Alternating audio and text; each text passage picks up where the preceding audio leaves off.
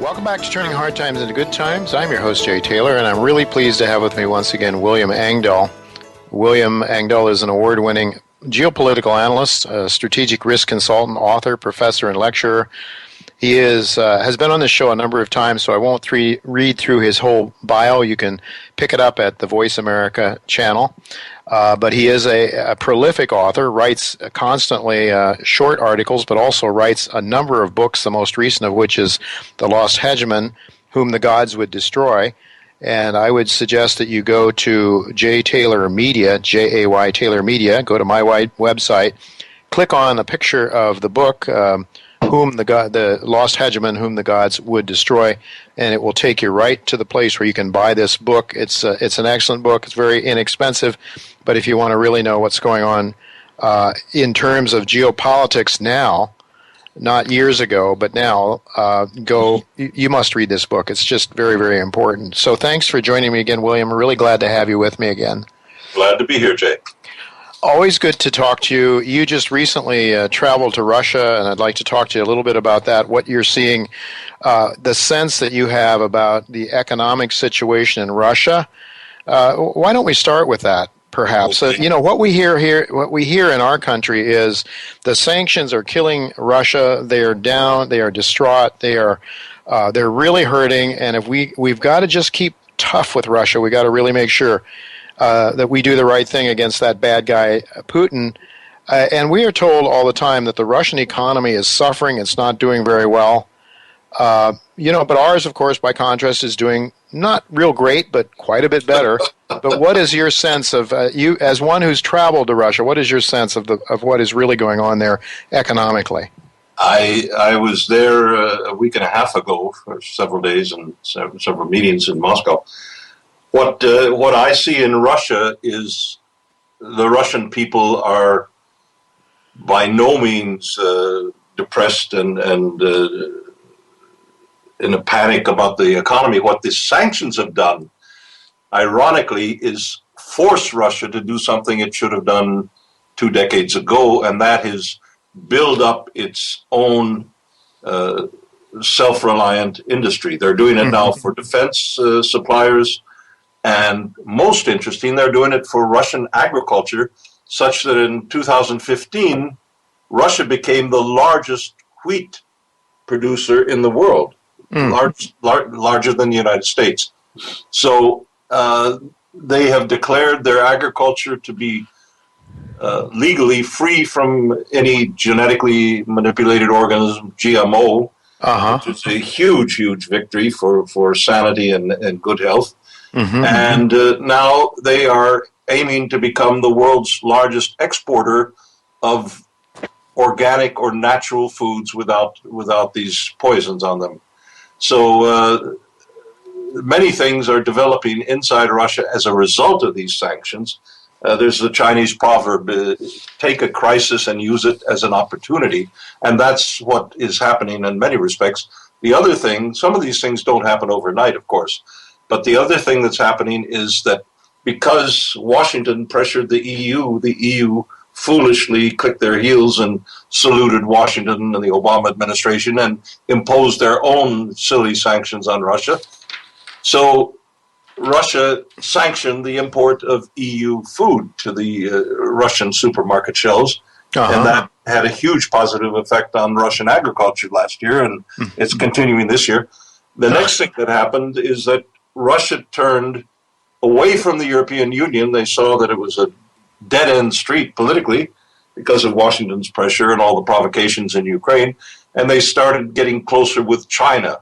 Now, what's emerging there is the most beautiful economic project in world history over the last at least 100 years that I am aware of, and that's called the New Silk Road Economic Belt, or the One Belt, One Road high-speed rail interlinkage that's going to crisscross all of Eurasia from Beijing to Moscow with high-speed rail links, from Moscow to Tehran and everything in between. And it's going to be built on gold. This is a beautiful thing. The Chinese are aiming to replace London as the gold-fixed center of the world, or the the U.S. futures exchanges for gold. and put it into Shanghai and build the Silk Road rail lines along where there are known undeveloped gold reserves. This is just beautiful, because what you're going to have is a series of gold-backed currencies like Gaddafi in Libya tried to do before Hillary Clinton had him assassinated. And that is going to happen with a defense component. We saw up until yesterday, or today actually, when Putin ordered the military forces and the aircraft out of Syria to go back to Russia, job done, mission accomplished for the most part, that Russia has a formidable military strike force, nothing that Washington wants to play around with. It's the only one in the world that is on a par with the U.S. or even exceeds it in many areas of weaponry. And that has some Washington armchair generals literally getting brown spots in their trousers. So China and Russia are coming together not only economically, not only politically through the Shanghai Cooperation Organization, but also militarily to defend that Silk Road. And this gives the basis or the seed crystal of a new monetary order, one hopefully that I think will be much more human than the dying dollar system that has been around since Bretton Woods. Right. Well, let me ask you, William, do you think that is there a growing trade now then? Is it happening now, or is this, to what extent is it happening now, and to what extent is it happening in the future? And do you think that this growing trade between Russia and China and some of the other countries that surround there, you have the CSTO and the SCO, do you think that may be actually taking some trade away from the West then now, and maybe contributing to the declining economic scenario of the West? Yes, there's no question about it. And China sees the Silk Road project, the Eurasia Century, as my Chinese friends call it, in contrast to the American century that was proclaimed around World War II, that the Eurasian century is the way that the Chinese economy is going to transform from cheap labor, low value-added assembly work and so forth, into high technology. China today is the world's leading manufacturer of advanced railway equipment. They have built more railroads in the last 10 years than any nation on earth, and perhaps all of the West combined. So they are the cutting edge on that technology. Russia is beginning to catch up. They're beginning to develop, in the cooperation with China, these new rail projects, and that is going to link overland.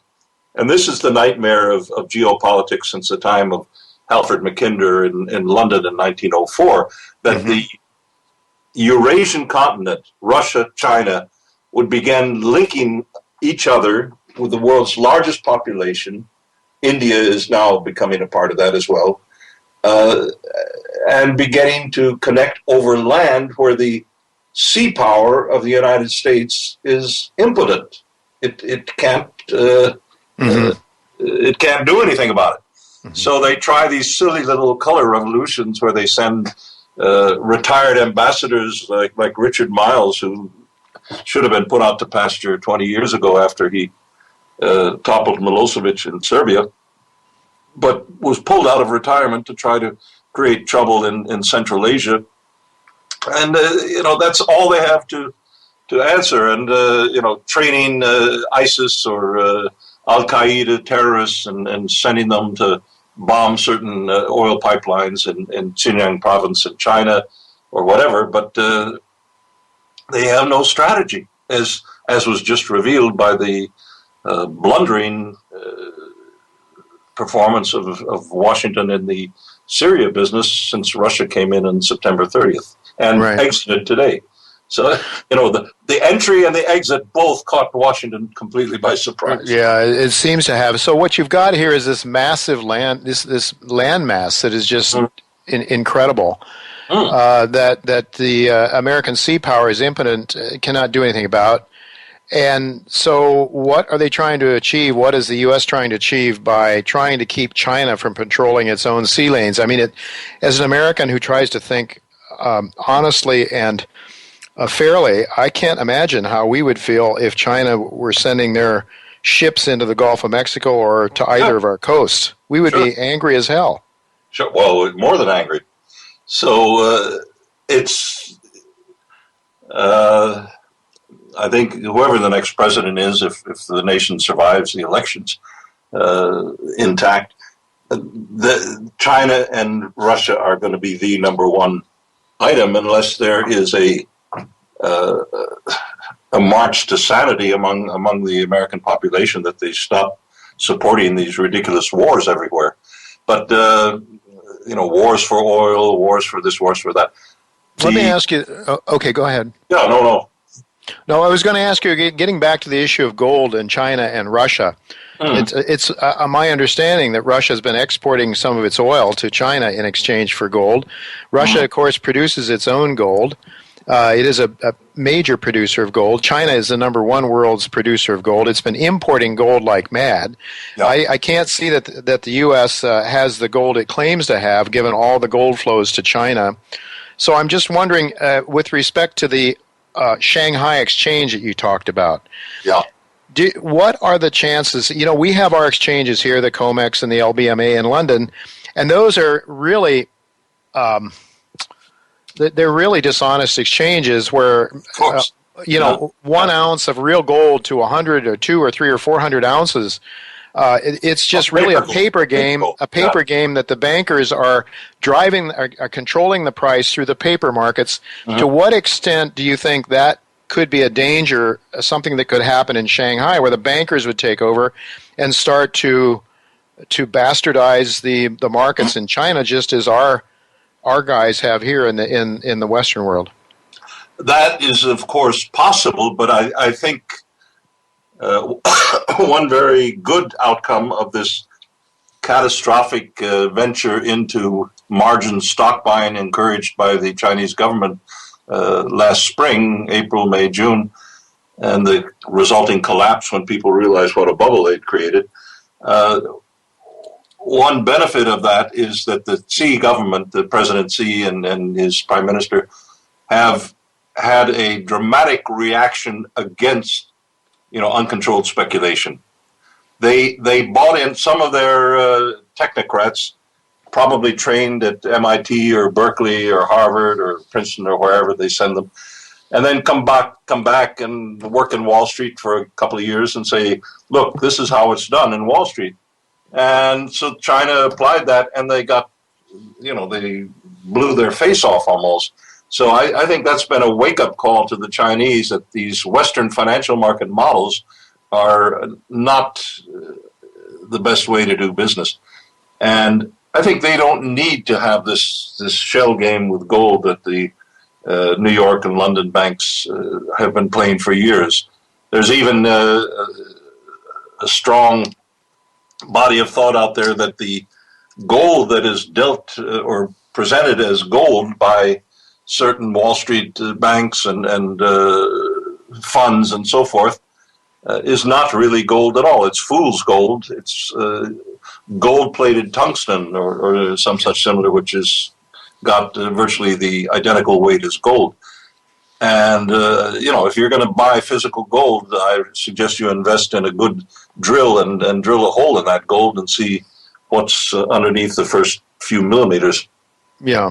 Well, there's that, and then there's the paper gold, of course, that is so we know so much about. People on Wall Street don't want to own the physical bullion, so they just simply own the paper, thinking in their own minds that they actually own that paper. But if they ever wanted to call in all of those claims, there wouldn't be enough gold around to do it. So, I just wonder about that, because it seems to me America got off the gold standard because it wanted to expand its empire. The only way it could finance itself was the Vietnam War and beyond, and continually, was to be able to pull this con game called the petrodollar, and it used its military to be able to control the dollar, make sure that these countries like Saudi Arabia demanded payment in dollars, thereby putting a bid under the dollar. And now, if a country like Gaddafi's Libya, which was doing extremely well on its golden dinar until the U.S. decided it didn't like its progress too much, countries that want to remain within themselves, it seems to me they could use China and Russia, at least for a while, could be honest about it, perhaps. I would like to think so. Mm-hmm. I would like to think so. So your read of it is that things are not probably as gloomy in Russia and China as they're painted here. But let me just ask you, with just 2 minutes left, William. Yeah. I can't help but ask you about the Trump phenomenon. And today we will learn a lot more here after the elections clear whether or not he is unstoppable or not. Just with the 2 minutes we have left, what are your a minute and a half we have left? What are your views and comments on Donald Trump? Donald Trump, I call a Mussolini with a pompadour. His politics are pure Italian fascism, total control, top down. He's a thug. An article of mine will appear in the internet in a few days with the title "Mafia Don." A mafia don with a pompadour, and I go through 50 years of Don Trump's history with organized crime figures from Roy Cohn back when he was in his 20s, Trump, evenings out at Studio 54, if anybody knows the glitterati cocaine scene in Manhattan in the late 60s and 70s, they know what Studio 54 is. Mm-hmm. And every time Donald Trump is questioned about these mafia ties, he says, "Oh, I don't recall that name. Oh, it's really, I think if I saw him, I wouldn't know who he was," and so forth. So either one of two things. Donald Trump is telling the truth, and that indicates that he has Parkinson's Parkinson's disease.